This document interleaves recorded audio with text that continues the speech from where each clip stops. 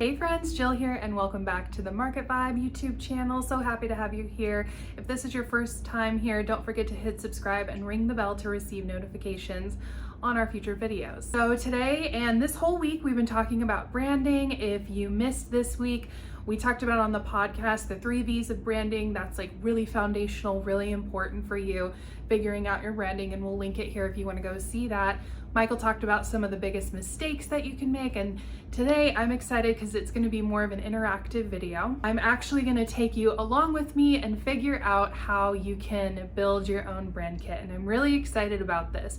Now, what you are going to need before we hop into this, the first thing that you're going to need is definitely some info on your ideal client. And we did a video last week talking about how to figure out your ideal client and the emotions that they're having. That is super important when you're defining your brand kit. So before we get into anything, make sure you know, for one, your ideal client. So just the basic demographic, if they're male, female, their age, and then a couple of their interests.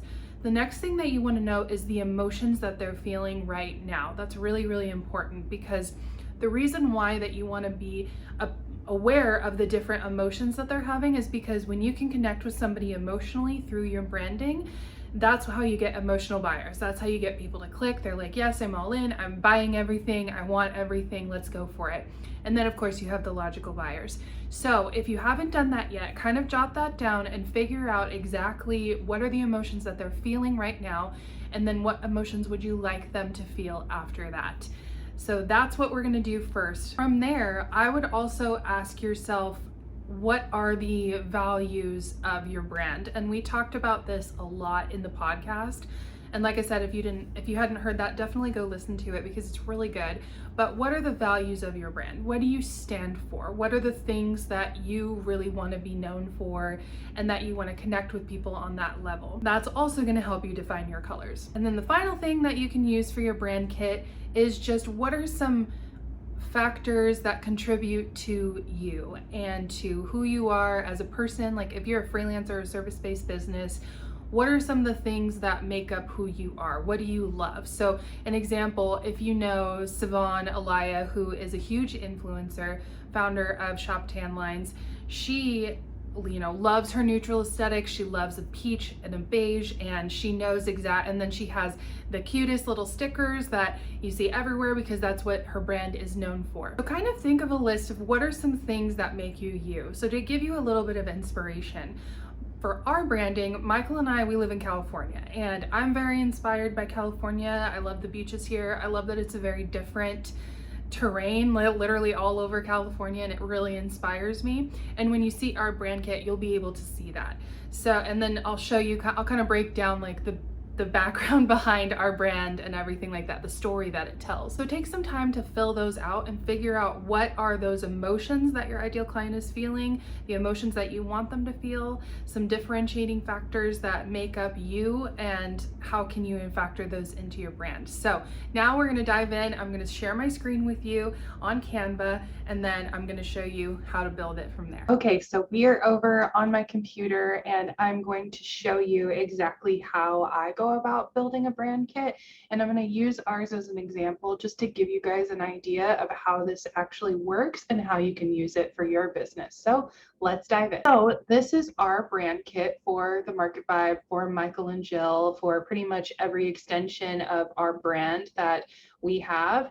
And we did this recently. We actually did this right before the new year because we needed a new refresh. We needed something that was going to be representative of both Michael and I. For a long time, it was just me, and then it kind of switched over to just Michael. So we needed to figure out how can we bring this together and incorporate it for us. Now, you don't have to have this many colors, but we did this because it just made sense for us. And it's actually really worked out great because now we can kind of incorporate all of these different colors. And it's been really fun. Like we've had a really good time creating content now based off this. So the reason why I said that emotion was really important is because what are the emotions that you want them to feel after they are working with your content? So for us, we know that they're feeling frustrated, not sure where to go, they feel stuck. And so for us, we wanted them to feel like a sense of like cozy, warm feeling, also like a zen, relaxed feeling. And our branding is a little bit different because it's a combination of both Michael and I into our brand, which is why we have so many colors. But this is how it worked out for us. So the first thing that I always have anyone do is to find some images that work best for you, that kind of make you think about what your brand is. And I'm just going to create one with you. And honestly, Canva is such a good place for you to play around with this. You can also find other templates on Etsy that people will build for you as well. But Canva is a great place. And plus, I think it's smart to just get your hands dirty and to like think about, what do you want in your business? Like, what are the things that represent you? You kind of get in there and you can kind of figure it out. If you're a larger business, definitely on a professional level, hire someone to do it, hire a professional. That's always my advice, is to like hire somebody to do it so that you can focus on driving your business forward, sales and all that stuff. But it is fun to get in here. So let's just say that we're going to be working with, this is a florist, and we want someone, this person is a little bit more on the natural side. So let's dive in here, and let's say they want more muted tones, more minimalistic, just more of that new kind of LA neutral vibe that's going on. So you're going to come in here and type in, whatever words to find. I've already found some that I really like, so we're just going to grab a couple of these and pull them over, just to show like what does this brand want to represent. So let's say the emotions that they want to represent are, trendy, tranquility, and maybe understated is something that they want to go for. So we're going to go for something a little bit different. Let's see, let's type in neutral, and we'll kind of find, oh, this is pretty. And you just kind of play around with it. You kind of figure out like, what are the photos that you love that really represent your brand, that you feel good about. Sometimes with Canva, you never know what you're going to get. Another good place for images is Pexels, and I really love them because you're featuring different artists. And it's just nice to be able to, see these other people's work. And what's great is you can actually donate to the artist. So these are really pretty. So let's say, okay, let's do this one. So you just have to have an account, and you can download all of these for free. They're totally for use. And then we try and go in there like a couple times a month, and we'll donate to them as well. So let's say they're going to do tan, but they're also going to do kind of like a peachy hue as well. So let's do these. Let's upload these guys. Say we're going to do that and that. And then let's go back to already used, not the tanning. There we go. Okay, that's pretty. So something like that is really nice. So I would start off with like 4 colors. That's like a really nice place to start off with. And they want this to feel more warm. Here, you know what? Let's define their emotions. Trendy, modern, and neutral. Or let's do trendy, romantic, and then also neutral. Because we kind of get that vibe in here. We kind of get a little bit of the romance, but they're also like a little bit more forward thinking. So those are the emotions that we're going with. Now to pick the colors, you always want to do like 2 light and then 2 dark, because then you can kind of pair those. And what I really love about Canva is you can go in here and you can actually pull colors from the images that you have. So let's say they're going to go more with a tan, maybe a taupe, and then they're going to do like a burnt orange, and then like a chocolate. It's just kind of playing around with the colors. There we go. That's nice. So that looks really nice. So then that kind of shows like they're, this neutral, very trendy, and then this brown kind of adds a little element of romance in there. So those are the colors that we're going to go with. And you kind of just play around with them, and you kind of figure out like what makes sense. So like for us, like I'm very inspired by California. I'm inspired by the beach. We're a couple, and Michael tends to prefer darker tones where I tend to prefer lighter tones. And then we found a color that we could agree on that kind of brings us together in the middle. And this orange is one of the best colors that you could use. It has a very high click rate, which is why Amazon is an orange. So this is a similar orange. So it is smart to have some sort of color like this, or the other color that converts really, really high is a blue. And it's similar to this blue up here, if you can see where my mouse is. Some sort of blue like that. It's not necessarily like a periwinkle. It's gonna be, that's why you see like so like about that blue.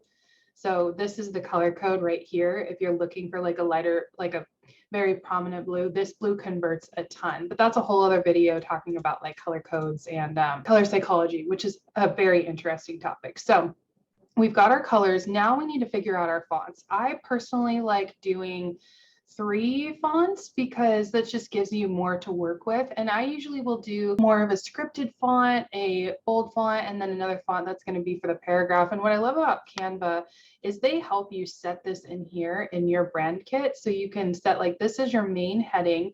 This is the logo. This is what our logo is, this Cinzel font.